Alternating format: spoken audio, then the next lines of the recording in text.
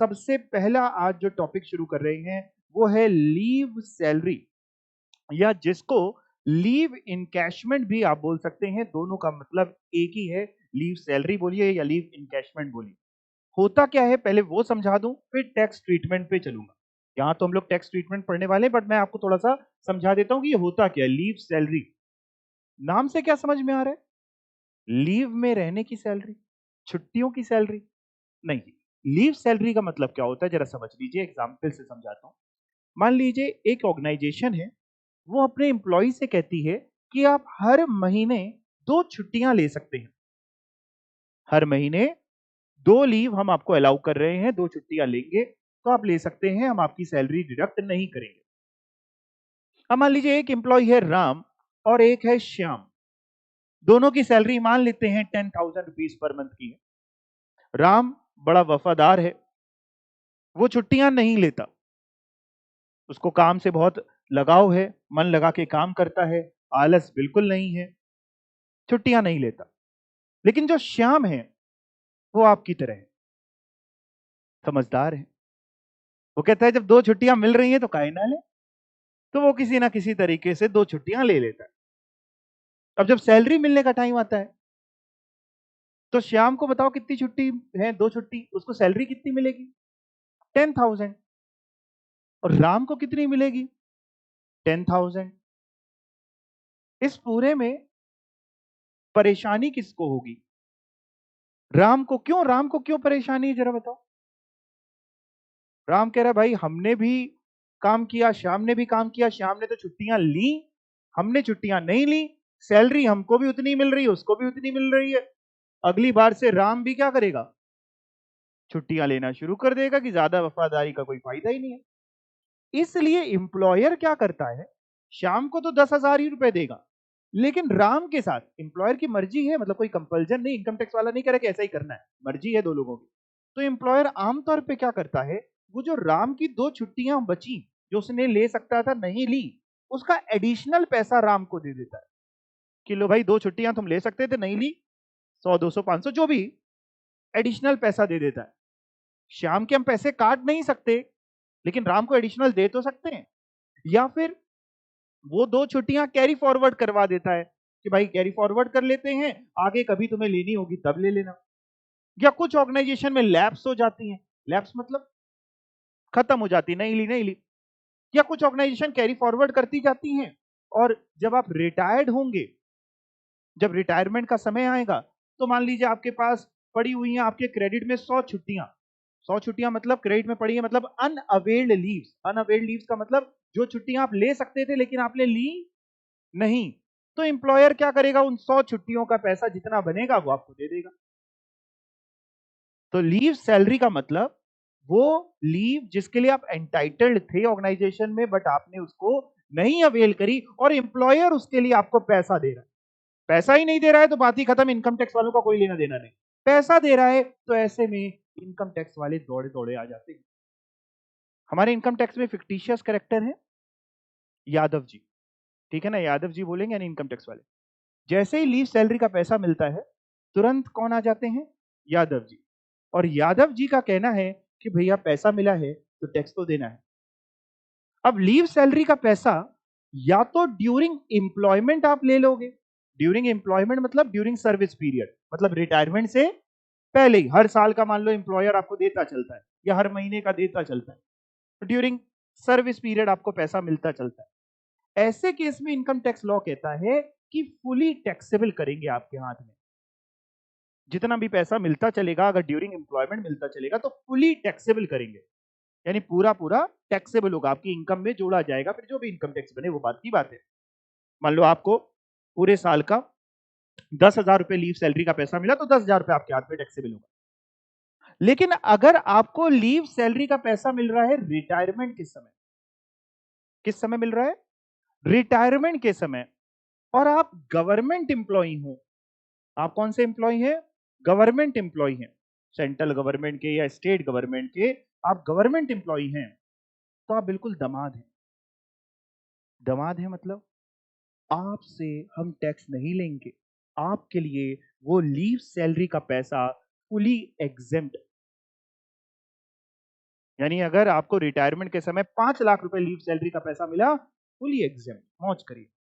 लेकिन अगर आप नॉन गवर्नमेंट एम्प्लॉय हैं तो छोड़ेंगे नहीं, टैक्सेबल करेंगे, लेकिन पूरा नहीं टैक्सेबल करेंगे, कुछ एग्जेम्प्ट कर देंगे, कुछ टैक्सेबल कर देंगे। फिर से एक बार बताता हूं, मैंने लीव सैलरी में आपको टैक्स ट्रीटमेंट में क्या समझाया। मैंने कहा भाई दो बातें हो सकती हैं भैया, या तो सर्विस पीरियड के दौरान मिलेगा या रिटायरमेंट के दौरान मिलेगा। अगर सर्विस पीरियड के दौरान मिलता है तो चाहे आप गवर्नमेंट एम्प्लॉय हो चाहे आप नॉन गवर्नमेंट एम्प्लॉय हो, फुली टैक्सेबल रहने वाला है। लेकिन अगर रिटायरमेंट के समय पे मिलता है, भले ही वो रिटायरमेंट आपने वॉलेंट्री रिटायरमेंट ले लिया हो अपनी मर्जी से, या एक एज कंप्लीट करने के बाद कंपलसरी रिटायरमेंट हो गया, आप 60 इयर्स के हो गए या 65 के, जैसा जिस ऑर्गेनाइजेशन में चलता है। या कुछ ऑर्गेनाइजेशन टेन्योर पकड़ के चलती हैं कि हम अपने यहाँ पे 20 साल से ज्यादा किसी को नौकरी पे नहीं रखते, 20 साल सर्विस का कंप्लीट हुआ, रिटायरमेंट हो गई। रिटायरमेंट किसी भी से हो, कंपलसरी हो या वॉलेंट्री हो, रिटायरमेंट के समय मिल रहा है। आप गवर्नमेंट एम्प्लॉय हैं, फुली एग्जेम्प्ट, आप नॉन गवर्नमेंट एम्प्लॉय हैं, तो कुछ पोर्शन, 4 चीजें पढ़ाऊंगा, 4 में जो सबसे कम होगा वो एग्जेम्प्ट होगा, बचा हुआ टैक्सेबल होगा।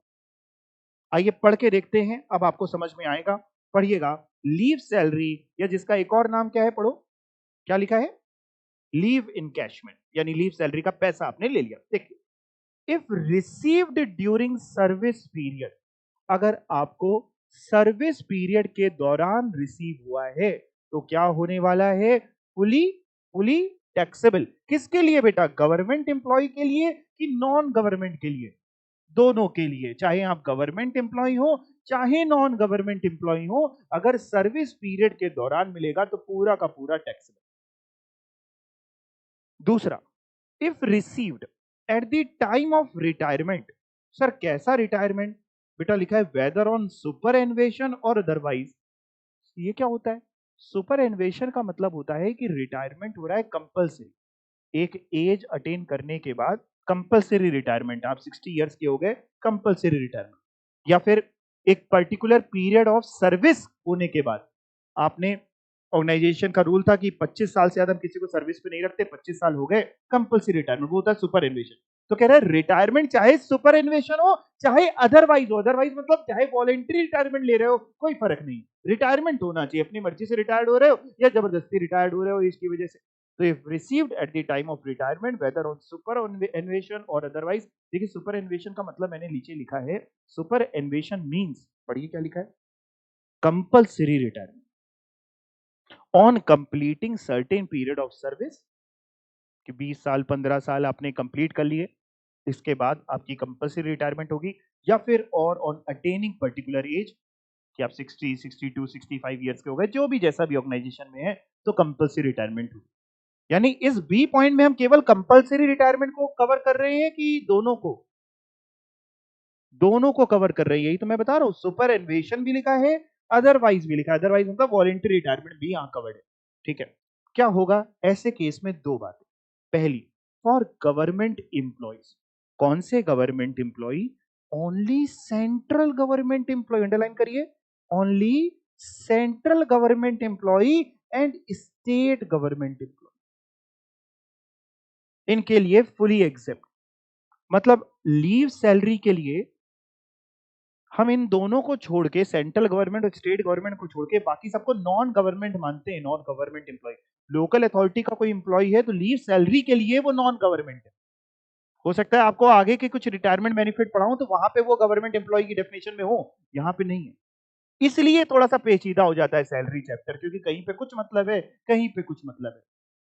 ये मतलब मैंने डिसाइड किया है कि आपने डिसाइड किया है, गवर्नमेंट एम्प्लॉय में कौन कवर होगा ये किसने डिसाइड किया, डिपार्टमेंट ने डिसाइड कर रखा है, इनकम टैक्स डिपार्टमेंट, हम लोग तो लॉ पढ़ रहे हैं, ठीक है ना। तो गवर्नमेंट एम्प्लॉय के लिए fully exempt, non government employ के लिए क्या होगा, least of the following exempt होगा। लीस्ट ऑफ द फॉलोइंग मतलब, कुछ तो बोलो बेटा, लीस्ट ऑफ द फॉलोइंग मतलब